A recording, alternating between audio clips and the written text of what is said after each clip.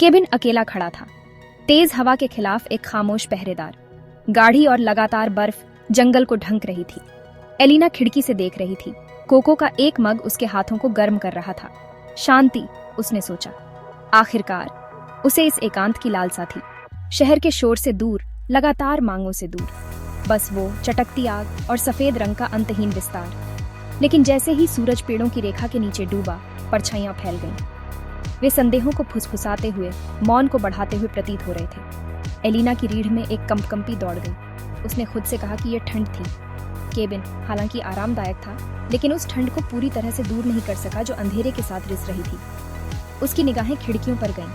हर एक काला दर्पण जो उसकी बेचैनी को दर्शाता है।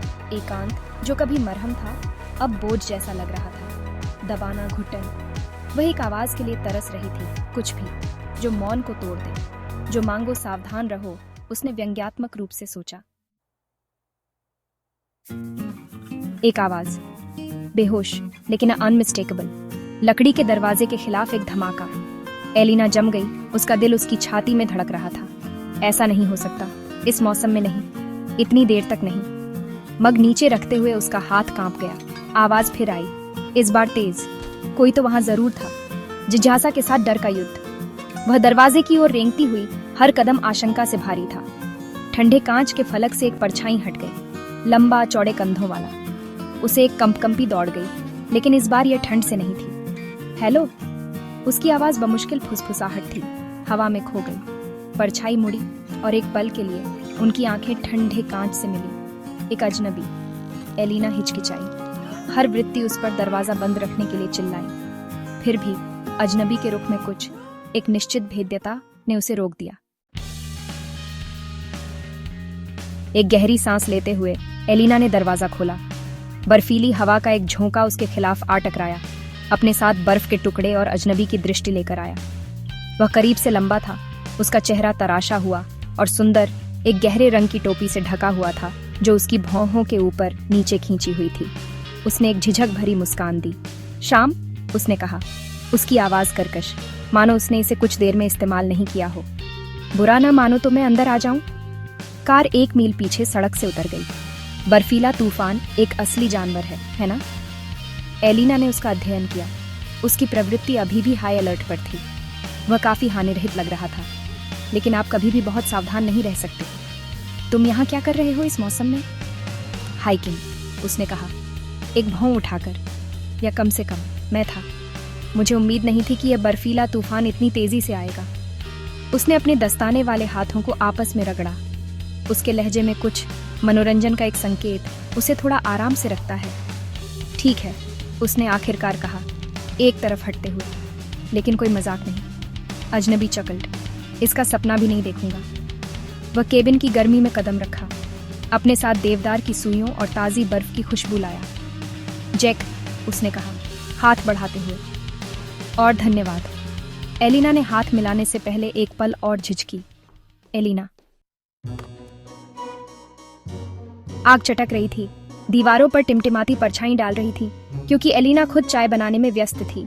जैक उसके सामने बैठा था, उसकी निगाह केबिन के आरामदायक इंटीरियर में ले जा रही थी। यह अच्छा है, उसने कहा। उसकी आवाज अब नरम हो गई है, शांतिपूर्ण। एलिना ने सिर हिलाया। उसकी आशंका धीरे धीरे जिज्ञासा का रास्ता दे रही थी। तुम्हें ठंड लग रही होगी, उसने उसे एक भाप से भरा मग देते हुए कहा। यहाँ। धन्यवाद। उसने अपने हाथों को गर्मी के चारों ओर लपेट लिया। रिम के ऊपर उसकी आंखें उससे मिली। तुम्हें मुझे अंदर नहीं आने देना था, तुम्हें पता है। मुझे पता है, उसने जवाब दिया, अपनी आवाज में अचानक आई शर्म से हैरान। लेकिन तुम ऐसे लग रहे थे जैसे तुम्हें एक गर्म पेय की जरूरत है। वह तब मुस्कुराया, एक धीमी, वास्तविक मुस्कुराहट जो उसकी आंखों तक पहुंच गई। इसने उसके चेहरे को बदल दिया, बाहर तूफान की परछाइयों को दूर भगा दिया। कि मैं कर सकता था, उसने एक घूंट लेते हुए कहा। यह अच्छा है।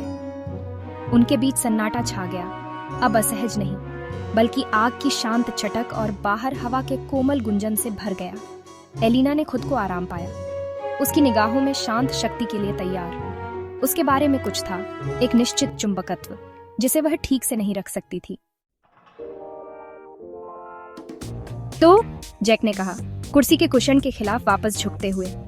आपको जंगल के इस गले में क्या लाता है? एलिना हिचकिचाई, सवाल से चकित हो गई। मुझे एक ब्रेक चाहिए था, उसने आखिरकार कहा। सब कुछ से? उसने सिर हिलाया, उसकी निगाह समझ रही थी। मैं समझ गया। वे तब बात करते थे, सब कुछ और कुछ भी नहीं। बाहर उग्र तूफान, शहर में वापस उनका जीवन, सपने जो वे लगभग भूल चुके थे। एलिना ने खुद को उसके लिए खोल दिया, उन चीजों को साझा किया जो उसने वर्षों में जोर से नहीं बोली थी। उसने ध्यान से सुना, उसकी आंखें कभी उसके चेहरे से नहीं हटी, और जब उसने फोटोग्राफी के अपने जुनून की बात की तो उसकी मुस्कान उत्साहजनक थी। आपको मेरे द्वारा अपनी यात्रा पर ली गई तस्वीरें देखनी चाहिए, उसने कहा। उसकी आवाज वास्तविक उत्साह से भरी हुई थी। शानदार दृश्य। वह अपने बैग में पहुंचा और अपना कैमरा निकाला। उसे बर्फ से ढके जंगलों और जमे हुए झरनों की एक के बाद एक तस्वीर दिखाई। एलिना की सांस उसके गले में अटक गई। वे सुंदर थे, हर एक जंगल की कच्ची बेदाग सुंदरता को पकड़ रहा था। जैसे ही उसने तस्वीरों को स्क्रॉल किया, उनकी उंगलियां ब्रश हो गईं और एलिना ने बिजली के झटके को अपनी बाह तक महसूस किया। उसने ऊपर देखा, उसकी नजर पकड़ी, और उस पल में उनके बीच की हवा अनकही तनाव से छटक गई। तूफान चलता रहा, लेकिन केबिन के अंदर एक अलग तरह का तूफान चल रहा था। हवा एक ऐसे तनाव से छटक रही थी जिसे कोई भी नजरअंदाज नहीं कर सकता था। शुरुआती अजीबता चली गई थी, उसकी जगह एक आवेशपूर्ण अंतरंगता ने ले ली थी। एलिना ने खुद को जैक के आत्मविश्वास और उसकी आंखों के प्रति आकर्षित पाया। उसने अपनी यात्राओं के बारे में बात की और उसने उसकी आवाज में जुनून को सुना। उसने उसे मुक्त तोड़ने के लिए प्रेरित किया। जैसे जैसे रात गहरी होती गई, उन्होंने कहानियां और हंसी साझा की। आग चटक रही थी, उनके चेहरों पर एक गर्म चमक बिखेर रही थी।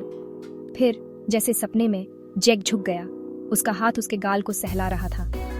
उसका स्पर्श बिजली का था, उसकी रीढ़ में कंपकंपी भेज रहा था। तुम अविश्वसनीय हो, उसने फुसफुसाया, और फिर उसके होंठ उसके होंठों पर थे। चुंबन पहले झिझक रहा था, फिर गहरा हुआ। एलिना उस एहसास में खो गई। उन्होंने बाकी रात एक साथ बिताई, अंगों और फुसफुसाते हुए रहस्यों का एक उलझा हुआ गड़बड़। बाहर तूफान चलता रहा, लेकिन केबिन के अंदर एक अलग तरह का तूफान गुजर गया था, जिससे शांति और संतोष का एहसास हुआ। जैसे ही भोर हुई, बर्फ से ढके परिदृश्य को गुलाबी और सोने के रंग में रंग दिया। एलिना हड़कंप मच गया। उसने जैक को देखा, उसका चेहरा नींद में शिथिल था, और लंबे समय में पहली बार उसने वास्तव में आराम महसूस किया। वह नींद में छोटा लग रहा था, उसके चेहरे पर चिंता की रेखाएं नरम हो गई थीं। एलिना ने खुद को अपनी उंगलियों से उसके जबड़े की आकृति का पता लगाते हुए पाया। उसके जीवन में आए अप्रत्याशित मोड़ पर अचंभा कर रही थी। जब जैक ने आखिरकार अपनी आंखें खोली, तो उसकी निगाह एक ऐसी गर्मजोशी के साथ उससे मिली जिससे उसकी गर्दन पर एक ब्लश रेंगता हुआ चला गया। वह मुस्कुराया, एक धीमी, आलसी मुस्कान जिससे उसका दिल धड़क गया। सुप्रभात, उसने कहा। उसकी आवाज नींद से भारी थी। सुप्रभात, उसने जवाब दिया, उस मुस्कान को दबाने में असमर्थ जो उसके चेहरे पर फैल गई। एक पल के लिए वे बस वहीं लेटे रहे, उगते सूरज की सुनहरी रोशनी में नहाए हुए, तूफान एक दूर की स्मृति। यह एक सपने जैसा लगा, अराजकता के बीच पूर्णता का एक चुराया हुआ क्षण। तूफान बीत चुका था, एक ऐसी दुनिया को पीछे छोड़ गया जो सफेद रंग में ढकी हुई थी। जैसे ही जैक जाने की तैयारी कर रहा था, हवा अनकहे वादों से छटक रही थी। मुझे जाना चाहिए, उसने कहा। उसकी निगाह एलिना के चेहरे पर टिकी हुई थी। सुनिश्चित करें कि मेरी कार अभी भी एक टुकड़े में है। ठीक है, एलिना ने उत्तर दिया। उसकी आवाज फुसफुसाहट से मुश्किल से ऊपर थी। वह नहीं चाहती थी कि वह जाए, लेकिन वह जानती थी कि वह नहीं रुक सकता, हमेशा के लिए नहीं। वह एक कदम करीब आया, उसका हाथ उसके कान के पीछे बालों के एक आवारा तार को टक करने के लिए पहुंचा। ये था, उसने शुरू किया, फिर रुक गया, मानो सही शब्दों की तलाश कर रहा हो। अप्रत्याशित, एलिना ने पेशकश की।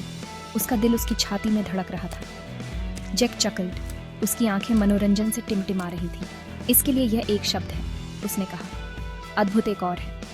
वह तब नीचे झुक गया, उसके होंठ उसके होंठों पर एक चुंबन में ब्रश कर रहे थे, जो एक वादा और एक अलविदा दोनों था।